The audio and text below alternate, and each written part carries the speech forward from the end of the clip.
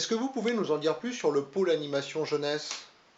Eh bien, le pôle animation jeunesse, effectivement, le projet structurant majeur de cette mandature, il est effectivement très ambitieux, mais il est nécessaire.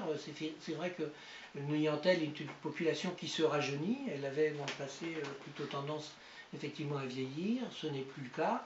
Donc il faut qu'on offre aux enfants de Neuilly-en-Thelle des conditions qui soient adaptées à leur temps, au XXIe siècle, qu'on puisse les accueillir dès le premier âge et dès leur scolarité maternelle, et puis poursuivre leur accompagnement jusqu'à la fin de leur scolarité primaire.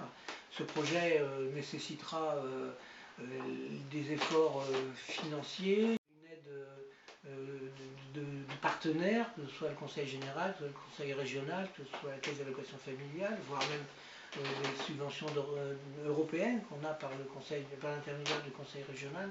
Et je pense qu'il faudra effectivement un peu d'expérience pour pouvoir obtenir un subventionnement, un financement optimal pour ce genre de projet qui est toujours délicat à monter. Pensez-vous véritablement que votre position au Conseil général soit un grand plus par rapport à ce dossier? Ben, je pense que c'est évident que lorsqu'on côtoie quasi hebdomadairement, au moins une fois par semaine, le président du Conseil général, les autres conseillers généraux, des conseillers régionaux, puisqu'il y en a qui siègent au niveau du Conseil général, c'est de toute évidence une aide pour faire avancer les dossiers, même si je ne me suis pas contenté de faire avancer les dossiers de Neuilly-en-Thelle, mais ceux de l'ensemble du canton.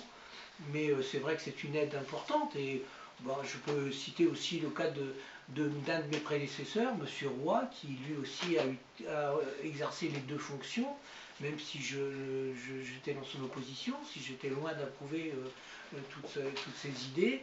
Je ne peux que reconnaître qu'il a fait avancer la commune, aussi au niveau de la zone d'activité, au niveau du complexe sportif ou du collège.